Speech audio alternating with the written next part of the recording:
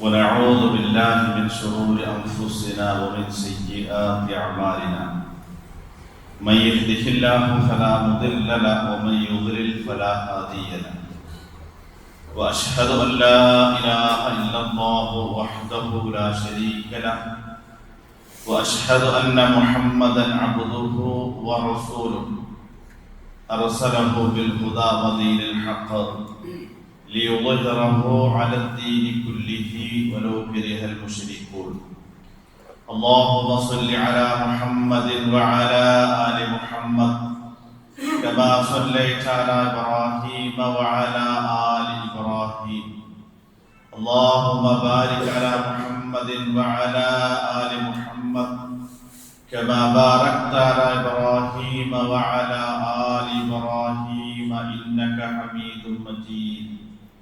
أما بعد فإن خير الكلام كلام الله وخير الهدي هدي محمد صلى الله عليه وسلم وشر الأمور محدثاتها وكل محدثة بدعة وكل بدعة ضلالة وكل ضلالة في النار. أعوذ بالله من الشيطان الرجيم. بسم الله الرحمن الرحيم. يا أيها الذين آمنوا اتقوا الله حق تقاته ولا تموتن إلا وأنتم مسلمون.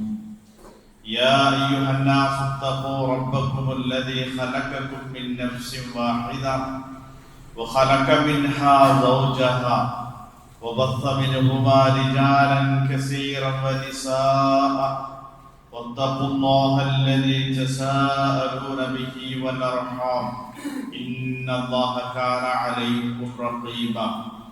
يا أيها الذين آمنوا اتقوا الله وقولوا قولا سديدا يصلح لكم أعمالكم ويغفر لكم ذنوبكم ومن يطع الله ورسوله فقد فاز فوزا عظيما. أولئك يسارعون في الخيرات وهم لها سابقون. പ്രിയമുള്ള സത്യവിശ്വാസി വിശ്വാസിനികളെ, ജീവിതത്തിന്റെ എല്ലാ മേഖലകളിലും അല്ലാഹു സുബ്ഹാനഹു വ തആലയുടെ കൽപ്പനകളും നിർദ്ദേശങ്ങളും കഴിവിന്റെ പരമാവധി സൂക്ഷിച്ചും പാലിച്ചും തഖ്വയോടുകൂടി ജീവിക്കണമെന്ന് ആമുഖമായി അതിന്റെ പ്രാധാന്യത്തോടും ഗൗരവത്തോടും കൂടി ഏവരെയും ഉണർത്തുകയാണ്, ഓർമ്മപ്പെടുത്തുകയാണ്, വസീയത്ത് ചെയ്യുകയാണ്. അല്ലാഹു സുബ്ഹാനഹു വ തആല ഇഷ്ടപ്പെട്ട രൂപത്തിൽ ജീവിക്കുവാനും അല്ലാഹുവിന്റെ തൃപ്തി കരസ്ഥമാക്കി ലോകത്തോട് വിട പറയുവാനും അല്ലാഹു നമുക്ക് തൗഫീഖ് നൽകി അനുഗ്രഹിക്കുമാറാകട്ടെ. വിശുദ്ധ ഖുർആനിലെ 23-ാം അധ്യായം സൂറത്തുൽ മുഅ്മിനൂനിലെ 61-ാമത്തെ വചനമാണ് ആമുഖമായി ഞാൻ ഓതി കേൾപ്പിച്ചത്. അൽ മുഅ്മിനൂൻ എന്ന് പറഞ്ഞാൽ സത്യവിശ്വാസികളെ പരിചയപ്പെടുത്തുന്ന സൂറത്താണ്. അപ്പൊ നമുക്ക് പെട്ടെന്ന് ബോധ്യം വരും, സത്യവിശ്വാസികൾക്ക് ഉണ്ടായിരിക്കേണ്ട അല്ലെങ്കിൽ അവരിൽ ഉണ്ടാകേണ്ട സ്വഭാവ ഗുണങ്ങളെ കുറിച്ചും ഒരു നിലക്കും അവരിൽ വന്നു ചേരാൻ പാടില്ലാത്ത സ്വഭാവ ദൂഷ്യങ്ങളെ കുറിച്ചുള്ള ജാഗ്രത പാലിക്കുവാനുള്ള നിർദ്ദേശങ്ങളാണ് നമുക്ക് ബോധ്യപ്പെടുന്നത്.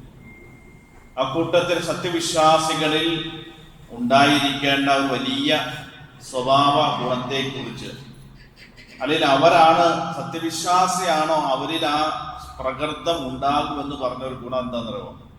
ഉലൈക യുസാരിഊന ഫിൽ ഖൈറാത്ത്. സത്യവിശ്വാസികൾ നന്മകളിൽ മത്സരിച്ച് മുന്നേറും. മാത്രവുമല്ല വഹും ലഹാ സാബിഖൂൻ. മത്സരിക്കുകയും മുന്നേറുകയും മാത്രമല്ല, ആ മത്സരത്തിൽ അവർ മുൻകടക്കുകയും ജയിക്കുകയും ചെയ്യുമെന്നുള്ളതാണ്. അപ്പൊ നന്മയിൽ മുന്നേറുക എന്നുള്ളത് സത്യവിശ്വാസിയുടെ വലിയ ഗുണമാണെന്നാണ്. നന്മകളിൽ മുന്നേറൽ മാത്രമല്ല, മത്സരിക്കൽ മാത്രമല്ല, ആ മുന്നേറ്റത്തിൽ അവരായിരിക്കും ഏറ്റവും മുന്നിലെത്തുക എന്നുള്ളതാണ്. അപ്പൊ രണ്ട് കാര്യം നമ്മൾ ഈ ആയത്തിൽ, ഒന്ന്, ഒരു കാര്യം നന്മയാണെന്ന് നമുക്ക് പുണ്യകരമാണെന്ന് ബോധ്യപ്പെട്ടു കഴിഞ്ഞാൽ ഒരു അല്പസ്വല്പം മാത്സര്യ ബുദ്ധിയോടുകൂടി അതിനെ സമീപിക്കണം എന്നുള്ളതാണ്. അതാണ് നന്മയിൽ മുന്നേറുക എന്ന് പറഞ്ഞാൽ. നബി സല്ലല്ലാഹു അലൈഹി വസല്ലം പറഞ്ഞത്, ലാ തഹ്ഖിറന്ന മിനൽ മഅറൂഫി ശൈഅൻ, ഒരു നന്മയെയും നിങ്ങൾ നിസ്സാരമായി കാണരുത്. ചെറുതല്ല, ഇത് നിസ്സാരമായി കാണരുത്. വലൗ അൻ തൽഖ അഖാക ബിവജ്ഹിൻ തുൽഖിൻ, ഒരു തന്റെ സഹോദരനെ പുഞ്ചിരിക്കുന്ന മുഖത്തോടു കൂടി കാണുന്നത് പോലും സ്വതക്കയാണ്. അതൊരു നിസ്സാരമായി കാണരുത്. എന്തിനാ നിസ്സാരമായി കാണരുത് പറയാൻ കാരണം അറിയോ? നമുക്ക് ഏതൊരു വിഷയത്തെ നമുക്ക് ആ വിഷയത്തോടുള്ള മനോഭാവം, ആറ്റിറ്റ്യൂഡാണ് നമ്മളെ ചെയ്യാനും ചെയ്യാതിരിക്കാനും പ്രേരിപ്പിക്കുന്ന ഘടകം. അപ്പോൾ നല്ല മനോഭാവം ഉണ്ടെങ്കിൽ, നല്ലൊരു മാനസികാവസ്ഥ ഉണ്ടെങ്കിൽ നമുക്ക് ചെയ്യാൻ പറ്റും, അല്ലെങ്കിൽ ചെയ്യാതിരിക്കാനും പറ്റും. അപ്പൊ ഏതൊരു കാര്യത്തോടും നമുക്ക് അതിന്റെ ഗൗരവത്തോടും പ്രാധാന്യത്തോടും മഹത്വത്തോടും കൂടി നന്മകളെയും പുണ്യങ്ങളെയും കണ്ട നമുക്ക് അത് നമ്മുടെ ജീവിതത്തിൽ കൊണ്ടുവരാൻ കഴിയുമെന്നുള്ളതാണ്. അപ്പൊ കഴിഞ്ഞ ഖുതുബകളിലൊക്കെ എങ്ങനെ ആയിരിക്കണം ഒരു വിശ്വാസി അവന്റെ ഒരു ദിവസം ഇസ്ലാമികപരമായി ക്രമപ്പെടുത്തേണ്ടതിന്റെ ഏകദേശ ധാരണയാണ്.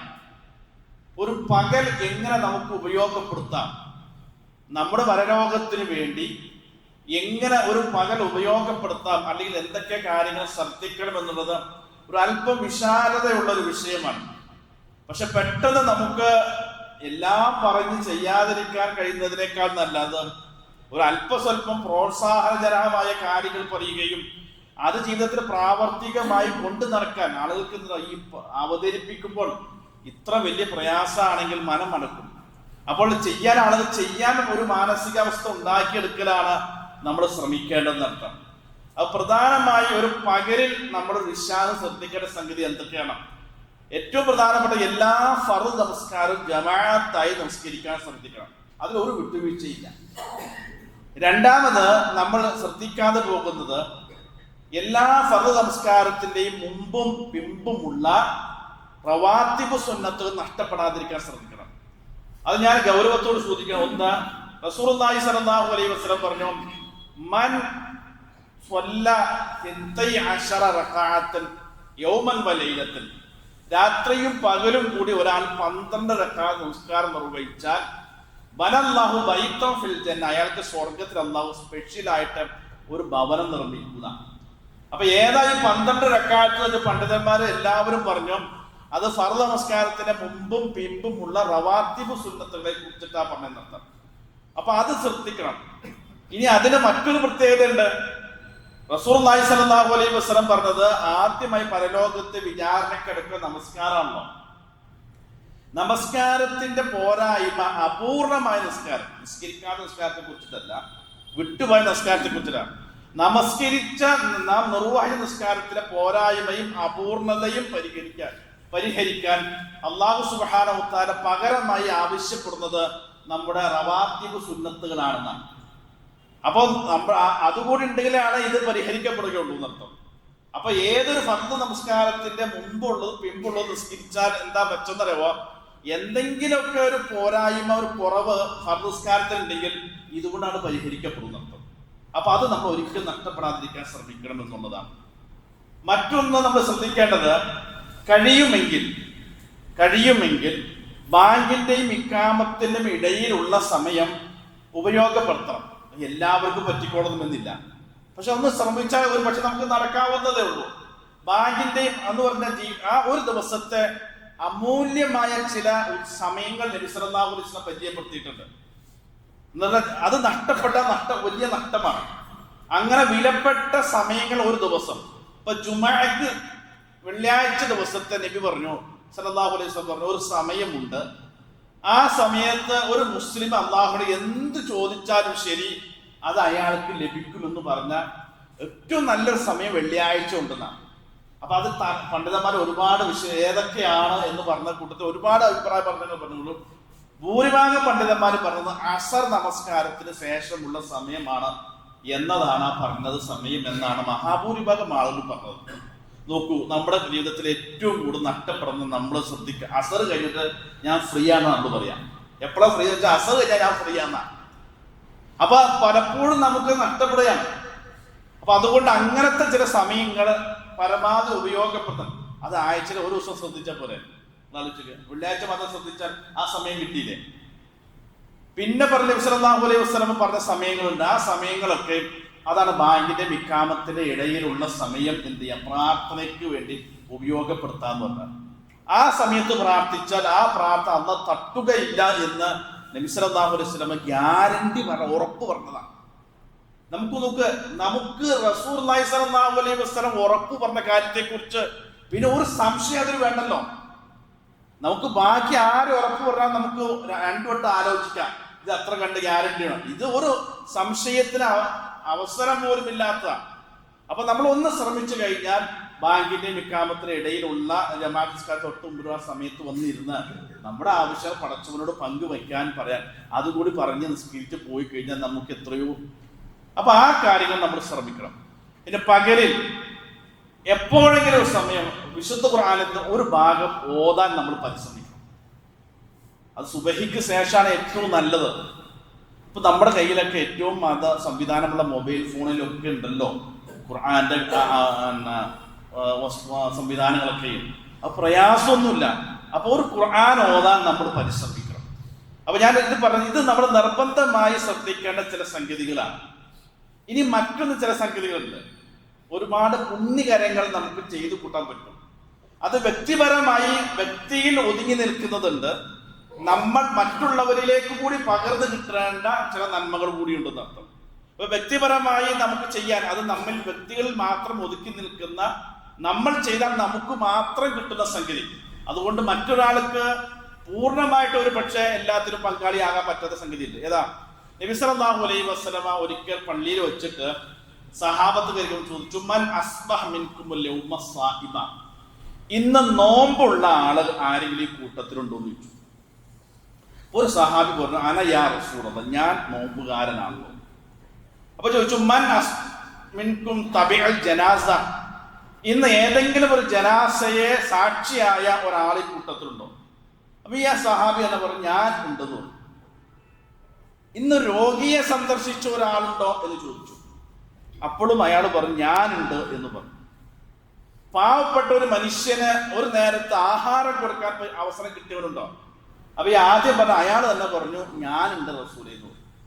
അപ്പൊ നബി സല്ലല്ലാഹു അലൈഹി വസല്ലമ ചോദിച്ച സംഗതികൾ: ഒന്ന്, നോമ്പ് അനുഷ്ഠിച്ച ഒരാൾ; രണ്ട്, ഒരു ജനാസയെ പങ്കാളികളായ, ഒരു രോഗിയെ സന്ദർശിച്ചയാൾ, പിന്നെ പാവപ്പെട്ടവന് ഭക്ഷണം കൊടുത്തയാൾ.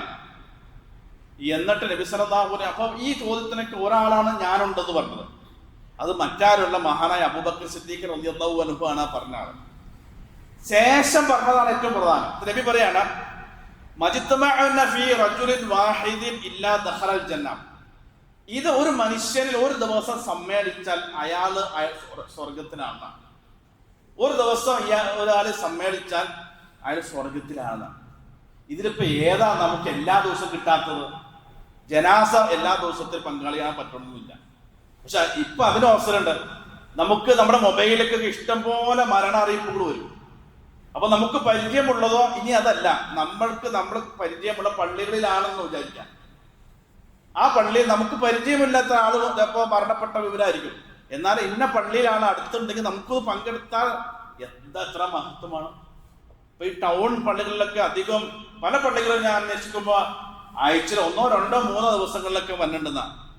അപ്പൊ ഇത് വ്യക്തികൾക്ക് നമ്മൾ ഒന്ന് ശ്രമിച്ചു കഴിഞ്ഞാൽ, ഒന്ന് മനസ്സ് വെച്ചു കഴിഞ്ഞാൽ നമുക്ക് നേടിയെടുക്കാൻ പറ്റുന്ന വലിയ പുണ്യമാണ് എന്ന് തിരിച്ചറിഞ്ഞ് പരമാവധി ജീവിതത്തിൽ പ്രായോഗികമാക്കാൻ നമ്മൾ പരിശ്രമിക്കണം എന്നുള്ളതാണ് രണ്ടാമത്തെ സംഗതി.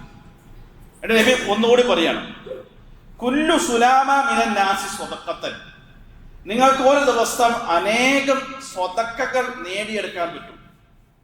അപ്പൊ ഏതൊക്കെയാണ് സ്വതക്ക എന്ന് പറഞ്ഞാൽ? നമ്മൾ ഈ പണം കൊടുക്കുന്നത് മാത്രമല്ല സ്വതക്ക. അള്ളാഹുവിന്റെ പ്രീതി ഉദ്ദേശിച്ചിട്ട് എന്ത് മറ്റൊരാൾക്ക് ഷെയർ ചെയ്താലും അതൊക്കെ സ്വതക്കയാണെന്നാണ്. നബി സല്ലല്ലാഹു അലൈഹി വസല്ലം നമുക്ക് ചെയ്യാൻ പറ്റുന്ന ചില സ്വതക്കകളെ പരിചയപ്പെടുത്തിയ തഅദിലു ബൈനൽ ഇസ്നൈനി സ്വതക്ക, രണ്ട് പിണങ്ങി നിൽക്കുന്ന രണ്ട് ആളുകൾക്കിടയിൽ ഒന്ന് രഞ്ജിപ്പുണ്ടാക്കിയാൽ അത് സ്വതക്കയാണെന്നാണ്. എന്ന് പറഞ്ഞാൽ രണ്ടാളും തമ്മിൽ എന്തോ നിസ്സാരമായ വിഷയം, പ്രത്യേകിച്ച് കാരണങ്ങളൊന്നും വേണ്ടല്ലോ, നിസ്സാരമായ വിഷയത്തിന് രണ്ടാള് പിണങ്ങി നിൽക്കുകയാണെങ്കിൽ ഒരു മൂന്നാമതൊരാൾ ഇടപെട്ടാൽ തീരുന്ന പ്രശ്നമേ ലോകത്തുള്ളൂ. പക്ഷെ ആരും ഇടപെടൂല. ഈ രണ്ടു കൂട്ടർക്കൊന്നും ആരെങ്കിലും ഇടപെട്ടിരുന്നെങ്കിൽ ആഗ്രഹിക്കുന്നവരാണ്.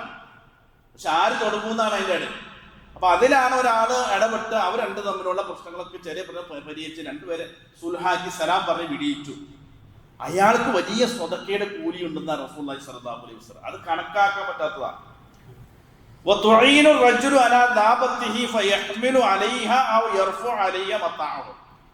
ഒരു മനുഷ്യനെ വാഹനത്തിൽ കയറാൻ സഹായിക്കാൻ, അല്ല അയാളുടെ ഒരു വസ്തു അയാളുടെ വാഹനത്തിൽ എടുത്തു വെച്ചു കൊടുക്കാൻ, ഒരാൾ വാഹനത്തിൽ ഇറങ്ങാൻ സഹായിക്കാൻ, അത് സ്വതക്കയാണെന്നാണ്. എന്ന് പറഞ്ഞാൽ എന്താ, നമ്മൾ ഒരാൾ വെറുതെ വന്ന ഒരാൾ ഒരു കൈ പിടിച്ച് അയാൾ ജസ്റ്റ് ഒന്ന് എവിടെയെങ്കിലും ഒന്ന് എത്തിച്ചു കൊടുത്താൽ അത് സ്വതക്കയാണെന്നാണ്. അപ്പോൾ മറ്റൊരാളെ ഏതെങ്കിലും രൂപത്തിൽ ഒന്ന് ഹെൽപ്പ് ചെയ്താൽ അത് വലിയ സ്വതക്കയാണെന്ന് റസൂലുള്ളാഹി സ്വല്ലല്ലാഹു അലൈഹി വസല്ലം. ഇപ്പൊ ബസ്സിൽ യാത്ര ചെയ്യുന്ന ഒരാളെ സംബന്ധിച്ചിടത്തോളം സീറ്റ് കിട്ടാതെ പ്രയാസപ്പെടുന്ന ഒരു പ്രായമുള്ള മനുഷ്യന് സീറ്റ് നമ്മൾ കൈമാറി കൊടുത്താൽ നിങ്ങൾ ആലോചിച്ച് നോക്കുക, അതൊരു മാനുഷിക പരിഗണന മാത്രമേ സ്വതക്കയാണ് ഒരു വിശ്വാസിക്കുന്ന റസൂലുള്ളാഹി സ്വല്ലല്ലാഹു അലൈഹി വസല്ലം പറഞ്ഞർത്ഥം. അടുത്ത കലിമത്തുൻ ത്വയ്യിബ സ്വതക്ക, ഒരാളോട് നല്ല വർത്തമാനം പറയാം, അത് സ്വതക്കയാണ്. അത് നമ്മൾ പ്രത്യേകം ശ്രദ്ധിക്കുന്നുണ്ടാണ്. നമ്മുടെ മുമ്പിൽ പല ആളുകളും, നമ്മൾ ചിലപ്പോൾ പല ഓഫീസുകളൊക്കെ ജോലി ചെയ്യുന്ന പലവരും പല ആവശ്യമായിട്ട് വരും. പലവരൊക്കെ പല വാതിൽക്ക് പോയിട്ട് മുട്ടിയിട്ട് ഒരു രക്ഷയില്ലാതെ കണ്ടിട്ടായിരിക്കും നമ്മുടെ അടുത്തേക്ക് വരും. അവർ വലിയ പ്രതീക്ഷയായിട്ടായിരിക്കും വരാൻ. അപ്പൊ അവരുടെ ആവശ്യം ഒരു പക്ഷെ നമുക്ക് പൂർത്തീകരിക്കാൻ കഴിയുന്നുണ്ടാവും.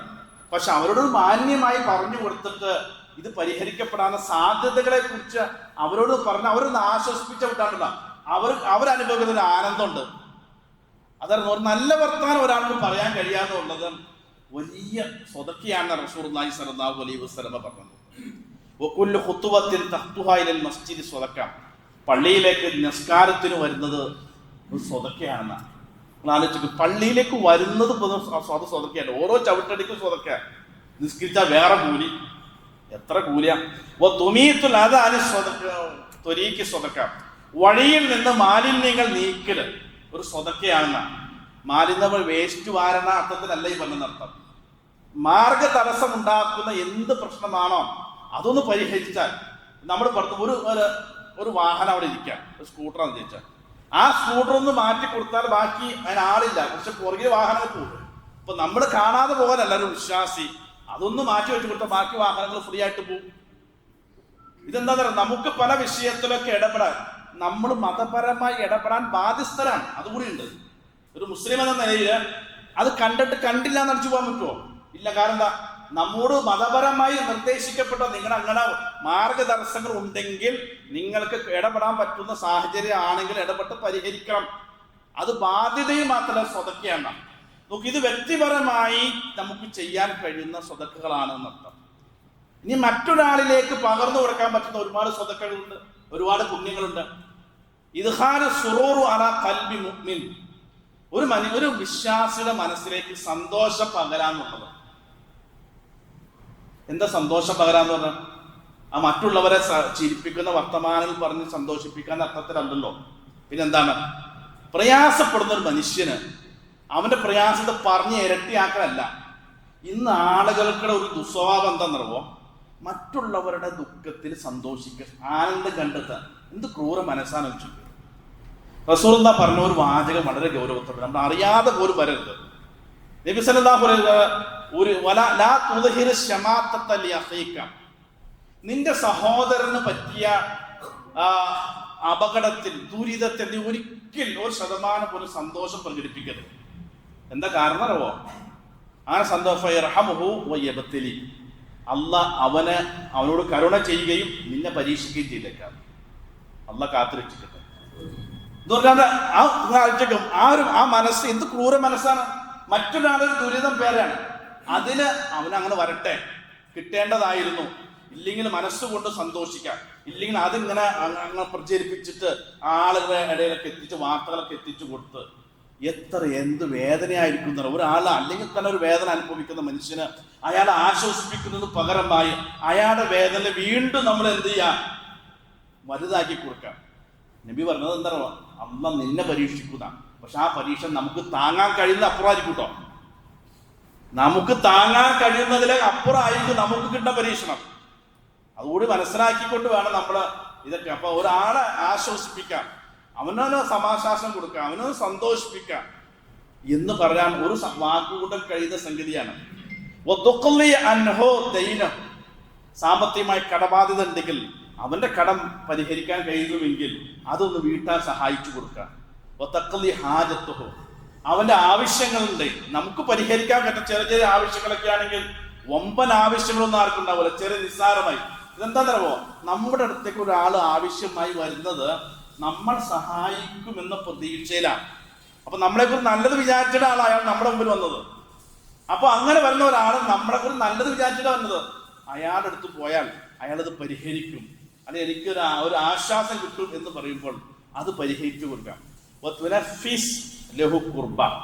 അവന്റെ ദുരിതങ്ങൾക്ക് നീ ആശ്വാസം പകർന്നു കൊടുക്കാം എന്ന് റസൂലുള്ളാഹി സ്വല്ലല്ലാഹു അലൈഹി വസല്ലം. ഇതൊന്നും യാതൊരു വില സാമ്പത്തിക ചെലവുള്ള അധ്വാനങ്ങളൊന്നല്ലല്ലോ. നേരെ നമ്മളൊന്ന് ശ്രമിച്ചാൽ ചെയ്യാൻ പറ്റുന്നുള്ളൂ. മറ്റൊരാളെ നമ്മൾ വഴി മറ്റൊരാളെ സന്തോഷിച്ചാൽ അതിൽ നമുക്ക് സ്വതക്കാതെ മാത്രമല്ല, ആ മനുഷ്യൻ ആത്മാർത്ഥമായി നമുക്ക് വേണ്ടി അല്ലാതെ ദുആ ചെയ്യും. നമ്മുടെ ദുആ ചെയ്യുന്ന എത്തുന്നതിന് മുമ്പ് പക്ഷെ അയാളുടെ ദുആ അല്ലാഹ് സ്വീകരിച്ചേക്കാം, കാരണം അയാൾ അതിന് ഫലം കിട്ടിയ ഒരാളാണ്. അപ്പൊ അത്തരം കാര്യങ്ങൾ നമ്മൾ റസൂൽ എത്രയോ പറഞ്ഞിറവും. മൻ സത്തറ മുസ്ലിമൻ, ആരെങ്കിലും ഒരു മുസ്ലിമിനെ ന്യൂനത മറച്ചു പിടിക്കാൻ നമ്മൾ അറിഞ്ഞു വിചാരിച്ചാൽ നമ്മളായിട്ടാ വേണ്ട, അയാൾക്ക് പ്രയാസം ഉണ്ടാക്കുക, ഞാനായിട്ട് ഒരാളത് പറയൂല എന്ന് വിചാരിച്ചു നമ്മൾ അയാളുടെ ന്യൂനത പോരായ്മകളും കുറവുകളും മറച്ചു പിടിക്കാൻ. അത് ഇതിന്റെ അവസാനത്തെ വാചകമാണ് ഏറ്റവും. വല്ലാഹു ഫി ഔനിൽ അബ്ദി മാ കാന അബ്ദു ഫി ഐനി അഖീഹി. അല്ലാഹു ഒരു അടിമയെ സഹായിച്ചു കൊണ്ടേയിരിക്കും. എന്നാൽ അയാള് മറ്റൊരു അടിമയുടെ വിഷയത്തിൽ വ്യാപൃതനാണ് എന്ന് പറഞ്ഞാൽ നമ്മൾ മറ്റൊരാളെ അവന്റെ വിഷയത്തിൽ ഇടപെടുമ്പോൾ നമ്മുടെ വിഷയത്തിൽ അല്ല ഇടപെടുന്ന നമ്മുടെ വിഷയത്തിൽ പലപ്പോഴും അല്ല ഇടപെടാത്ത എന്താ പറയുക, അതിന്റെ ബാക്കി നമ്മൾ ചെയ്യുന്നില്ല. നമുക്ക് അല്ല നമ്മുടെ എല്ലാ വിഷയത്തിലും അല്ല ഇടപെടണം. നമ്മൾ ഒരു മനുഷ്യനോട് പോലും അവന്റെ ഒരു വിഷയത്തിൽ ഇടപെട്ടുകൊണ്ട് പരിഹരിക്കാൻ നമ്മളോട് ശ്രമിക്കണം. പിന്നെ അല്ല അങ്ങനെ നമ്മുടെ വിഷയത്തിൽ ഇടപെടാം. അപ്പൊ നമുക്ക് നഷ്ടപ്പെടുന്നത് എവിടെയാണ്? അല്ല പറയാം, നിങ്ങൾ സഹജീവികളോട് സഹസൃഷ്ടികളോട് അവരുടെ വിഷയത്തിൽ ഇടപെട്ട് അവർക്ക് ആശ്വാസവും സഹായവും പകർന്നാൽ നിങ്ങളുടെ വിഷയത്തിൽ ഞാൻ ഇടപെട്ടോളാന്ന് പിന്നെ നമുക്ക് ടെൻഷനും ഉണ്ടാവും. നമ്മുടെ മാനസിക പിശുക്ക് ഖുർആൻ പറഞ്ഞ പ്രയോഗമാണ് മനസ്സിന്റെ ശുഹ നഫ്സിന്ന്. മനസ്സിന്റെ പിശുക്ക് അത് വലിയ പിശുക്കാണ്. ആ പിശുക്ക് മാറാത്ത കാലത്തോടെ ഇതൊന്നും ചെയ്യാൻ കഴിയില്ല. അല്ലാതെ പോക്കറ്റിലുള്ള പൈസ കൊടുക്കാതിരിക്കുന്നത് മാത്രമല്ല പിശുക്ക്, മനസ്സിന്റെ പിശുക്ക് മാറണം. അത് മനസ്സ് റബ്ബിശ്റഹ് സ്വദ്രി, അല്ലാഹു എന്റെ മനസ്സ് വിശാലമാക്കുന്നത് പ്രാർത്ഥിച്ചുകൊണ്ട് മാത്രമായില്ലല്ലോ.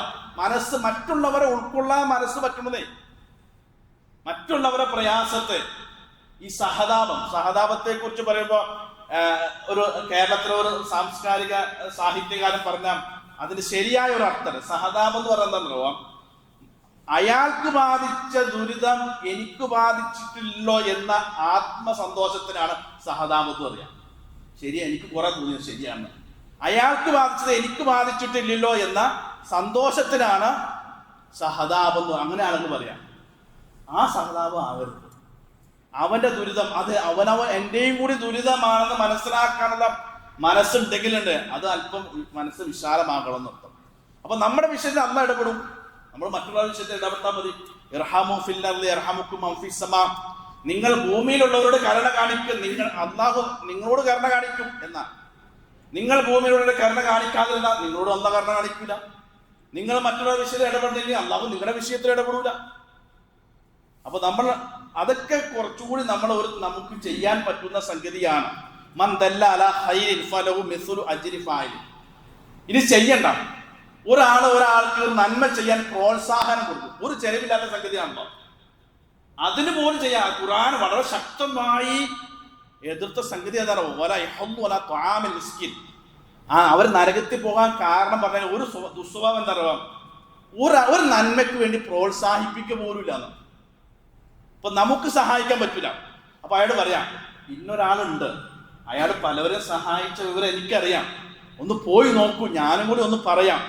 എന്ത് മുടക്കമുള്ളത്? ഒരു മുടക്കില്ല. നമ്മള് അറിയാമെങ്കിലും നമ്മൾ ചെയ്തു കൊടുക്കൂല. ഇത് എല്ലാവരും അങ്ങനെയാണെന്നല്ല പറഞ്ഞത്.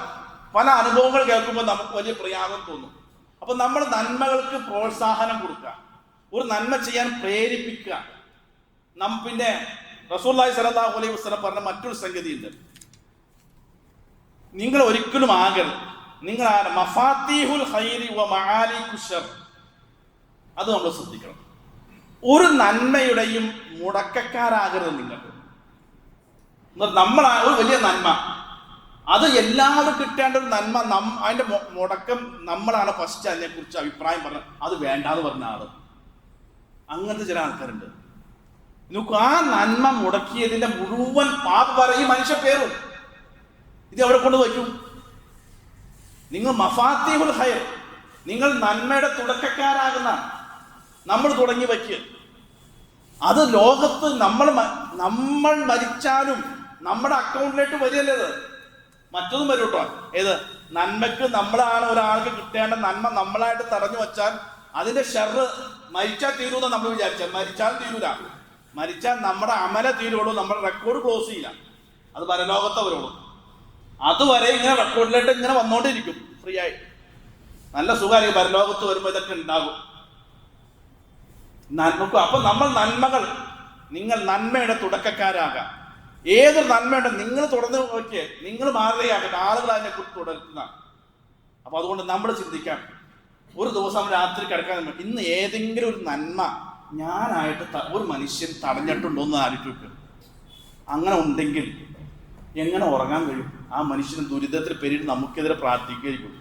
ഇവിടെ AC റൂമിലൊക്കെ നമ്മൾ കിടന്നുറങ്ങും, അയാൾ അവിടെ ദുരിതത്തിൽ നമുക്കെതിരെ പ്രാർത്ഥിക്കാം. എന്തിനായ പാപങ്ങളൊന്നും വാങ്ങി വെക്കുന്നത്? അപ്പൊ അതുകൊണ്ട് നമ്മൾ നന്മയെ പ്രോത്സാഹിപ്പിക്കാൻ, നന്മയ്ക്ക് തുടക്കക്കാരാകാം. മൻ സന്ന ഫിൽ ഇസ്ലാമി സുന്നത്തൻ ഹസനത്തൻ ഫലഹു അജ്റ, ആരാണ് തുടങ്ങിയത് അവനക്ക് കൂലി വന്നുകൊണ്ടേയിരിക്കുന്ന റസൂലുള്ളാഹി സ്വല്ലല്ലാഹു അലൈഹി വസല്ലം. അങ്ങനെ ഒരുപാട് കാര്യങ്ങളുണ്ട്. ഇനി അതിന്റെ അവസാനം പറയേണ്ട ഒരു സംഗതി ഉണ്ട്, അതാണ് കുറച്ചുകൂടി. നബി സല്ലല്ലാഹു അലൈഹി വസല്ലം പറഞ്ഞു, ഒരാൾ ചോദിച്ചു, നബിയെ എനിക്ക് ഈ നന്മകളൊന്നും ചെയ്യാൻ പറ്റുന്നില്ല, ഇതൊക്കെ ഇപ്പൊ എല്ലാം ഒന്നും ശ്രമിച്ച ഒരു മനുഷ്യൻ പറഞ്ഞു, നബിയെ എനിക്കങ്ങനെ ഒരുപാട് ചെയ്തൊന്നും അങ്ങനെ എനിക്ക് കഴിയില്ല. എന്നാൽ അങ്ങ് ഒരു കാര്യം പറഞ്ഞാൽ ഇതിനൊക്കെ പരിഹാരമായിട്ട് ഒരു കാര്യം പറഞ്ഞാൽ അത് ഞാൻ ചെയ്യാൻ ശ്രമിക്കാം. അപ്പൊ അയാളുടെ മനസ്സും കണ്ടപ്പോൾ നബി സല്ലല്ലാഹു അലൈഹി വസല്ലം പറഞ്ഞു, അയാൾക്കൊരു ആശ്വാസം ആകട്ടെ എന്ന് പറഞ്ഞാൽ നബി പറഞ്ഞു, തഖുഫ് ശർറക അനിന്നാസ്, നിന്റെ തിന്മകൾ നീ നിന്നിൽ തന്നെ ഒതുക്കി വയ്ക്കുക, അത് ജനങ്ങളിലേക്ക് പകരല്ലേ. ഫഇന്നഹാ സ്വദഖത്തും മിൻക, അത് നിന്നോടുള്ള സ്വതക്കയാണ്. നമുക്ക് ഒരുപാട് ദുസ്വഭാവങ്ങളുണ്ട്, ഒരുപാട് കൊള്ളലായ്മ നമ്മുടെ കയ്യിലുണ്ട്. അത് മറ്റൊരാൾ അതിന് ഇരയാകരുതെന്ന് പറഞ്ഞത്. നമുക്കൊരു ദുസ്വഭാവം ഉണ്ടെങ്കിൽ നമ്മിൽ തന്നെ നിൽക്കട്ടെ. അത് ഇന്നങ്ങനെ നമുക്ക് എന്തൊക്കെ നന്മകളുണ്ടോ അതൊന്നും ഷെയർ ചെയ്യില്ല. നമുക്ക് എന്തൊക്കെ ദുസ്വഭാവം ഉണ്ടോ അതൊക്കെ ബാക്കിയുള്ളവരൊക്കെ അയാളുടെ ദുസ്വഭാവത്തിന് ഇരയാകാണ്. അയാളുടെ വാശിക്ക് മുന്നിൽ, അയാളുടെ ബലപ്പെടുത്തത്തിന് മുന്നിൽ എല്ലാവരും അത് ഇരകളാകാണ്. എന്തിനാ നമ്മുടെ തിന്മകൾ നമ്മൾ മറ്റുള്ളവർക്ക് ഇരയാക്കുന്നത്? എന്തിനാ എൻ്റെ അർത്ഥം? അതുപോലെ അത് ചെയ്യാതിരുന്നാൽ പോലും നിനക്ക് വലിയ സ്വതക്കെയാണ് റസൂലുള്ളാഹി സ്വല്ലല്ലാഹു അലൈഹി വസല്ലം പറഞ്ഞത്. അതുകൊണ്ട് സഹോദരന്മാർ, ഇതെന്തിനാ പറയുന്നറിയോ? നമ്മുടെ ജീവിതത്തിൽ അല്പം ശ്രദ്ധ പാലിച്ചാൽ നമുക്ക് കിട്ടുന്ന സംഗതികളാണ്. അതുകൊണ്ട് ഖുർആൻ പറഞ്ഞതുപോലെ ഉലൈക യുസാരിഊന ഫിൽ ഖൈറാത്ത്, അവർ സത്യവിശ്വാസികൾ നന്മകളിൽ മത്സരിക്കുന്നവരാണ്. അപ്പൊ മത്സരവും വീറും വാശിയും ഒക്കെ ഈ പുണ്യത്തിന്റെ നന്മയുടെ വിഷയത്തിലാണ്. മാത്രമല്ല വഹും ലഹാ സാബിഖൂൻ, ആ മത്സരത്തിൽ അവരായിരിക്കും ഫിനിഷിംഗ് പോയിന്റിൽ എത്താൻ. അല്ലാഹു അനുഗ്രഹിക്കുമാറാകട്ടെ.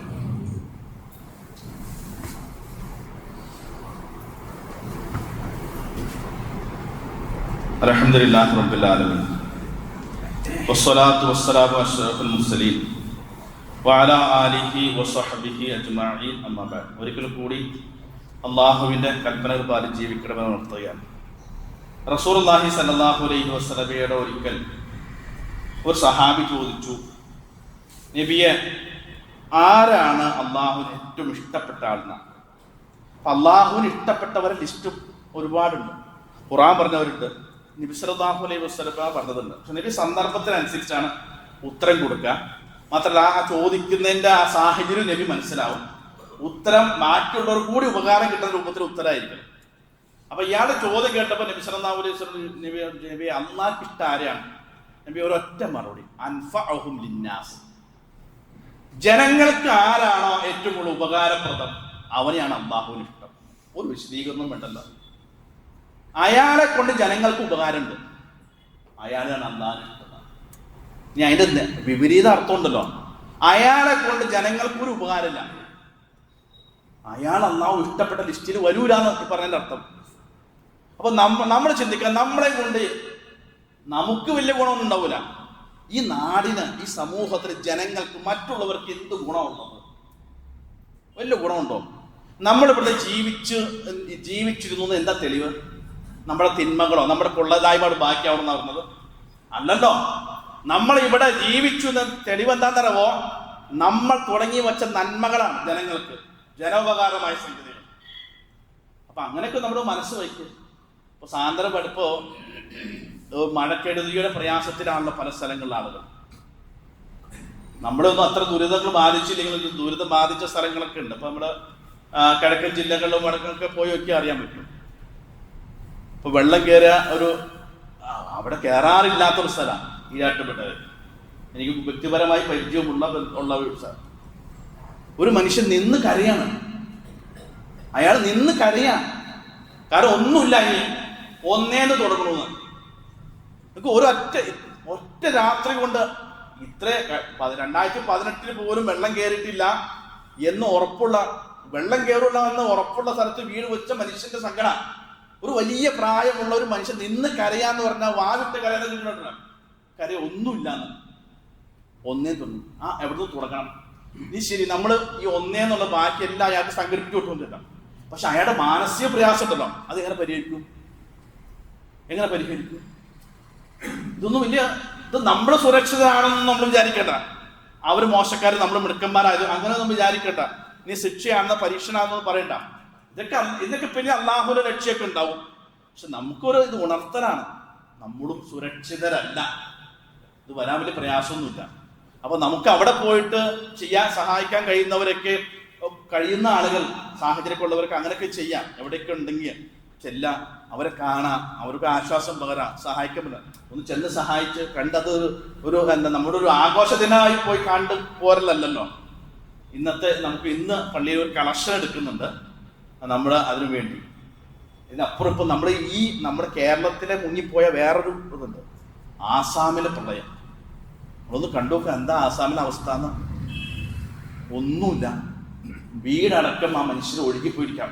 ആസാമിലേക്ക് വല്ല റിപ്പോർട്ടും വരും, ആരെങ്കിലും ചെല്ലുന്ന സ്ഥലമൊക്കെയാണ്. പട്ടിണി പാവങ്ങൾ, അള്ളാഹു കാത്തുരക്ഷിക്കുമാറാകട്ടെ. അതുകൊണ്ട് നമ്മുടെ മനസ്സ് അവർക്ക് നമ്മുടെ അങ്ങനെ ഒരു മാനസിക, നമ്മുടെയും കൂടി ദുഃഖമാണെന്ന് മനസ്സ് കണ്ടാൽ തന്നെ പകുതി ദുരിതത്തിൽ നിന്ന് നമ്മൾ കരകയറ്റും. ഇതൊന്നും നമ്മൾ മൈൻഡ് ചെയ്യാതെ വിടുകയാണെങ്കിൽ, ഞാൻ പറഞ്ഞു, ഇത് നമ്മളെ പിടിക്കണ വലിയ പ്രയാസമൊന്നും ഇല്ലാന്ന് അള്ളാഹിനെ സംബന്ധിച്ചിട്ടുണ്ടോ. അള്ളാഹ് പല സംഗതി ഖുർആനിൽ പറഞ്ഞ സുഹൃത്തിലെ അള്ളാഹ് അവസാനിപ്പിച്ചൊരു വാചകമുണ്ട്, എനിക്ക് വലിയ മനസ്സിൽ തട്ട് വച്ച. ഇന്ന ദാലിക അലല്ലാഹി യസീർ. അള്ളാഹിനെ സംബന്ധിച്ച് ഇതൊക്കെ വളരെ സിമ്പിളായിട്ടാണ്. പലതും ശിക്ഷയെ കുറിച്ചൊക്കെ പറഞ്ഞപ്പോഴേ അള്ളാഹിനെ സംബന്ധിച്ചത് വളരെ സിമ്പിളാണ്. പിടിക്കാതിരിക്കാനും ചെയ്യാതിരിക്കണം. നമ്മൾ മനസ്സിലാക്കണം, നമുക്കിത് വലിയ സംഭവമായിരിക്കും. അള്ളാഹു അത്ര പ്രയാസത്തിന് കാത്തുരക്ഷിക്കുമാറാകട്ടെ. പ്രയാസപ്പെടുന്ന ജനങ്ങൾക്ക് അള്ളാഹു ആശ്വാസ രക്ഷയും മോചനവും നൽകി അനുഗ്രഹിക്കുമാറാകട്ടെ. ഒരുപാട് ആളുകൾ രോഗികളാണ്, ദുആ കൊണ്ട് വസിയത്ത് ആശുപത്രിയിലെ വീടുകളിലൊക്കെ ഉണ്ട്. അള്ളാഹു അവർക്കൊക്കെ പൂർണ്ണ ശിഫ നൽകി അനുഗ്രഹിക്കുമാറാകട്ടെ. സാമ്പത്തികവും ശാരീരികവും മാനസികവുമായി ദുരിതം അനുഭവിക്കുന്നവർക്ക് അള്ളാഹു ആശ്വാസവും രക്ഷയും നൽകി അനുഗ്രഹിക്കുമാറാകട്ടെ. എല്ലാ തര വിപത്തിൽ നിന്നും പരീക്ഷണത്തിൽ നിന്നും അള്ളാഹു നമ്മെ എല്ലാവരെയും കാത്തുരക്ഷിക്കുമാറാകട്ടെ. നമ്മുടെ നാടിന് ശാന്തിയും സമാധാനം സ്വസ്ഥതയും നൽകി അനുഗ്രഹിക്കുമാറാകട്ടെ. ഇസ്ലാമിന് മുസ്ലിം സമൂഹത്തിന് അള്ളാഹു ഇസ്സത്ത് പ്രദാനം ചെയ്യുമാറാകട്ടെ. اللهم اغفر للمؤمنين والمؤمنات والمسلمين والمسلمات الأحياء منهم والأموات إنك مجيب الدعوات يا قاضي الحاجات. اللهم أجرنا من النار، اللهم أجرنا من النار، اللهم أجرنا من النار. اللهم أعز الإسلام والمسلمين وأذل الشرك والمشركين. اللهم أحينا الكتاب والسنة ومتنا مع الإيمان والتوبة. ربنا آتنا في الدنيا حسنة وفي الآخرة حسنة وقنا عذاب النار. ربنا تقبل منا إنك أنت السميع العليم وتب علينا إنك أنت التواب الرحيم.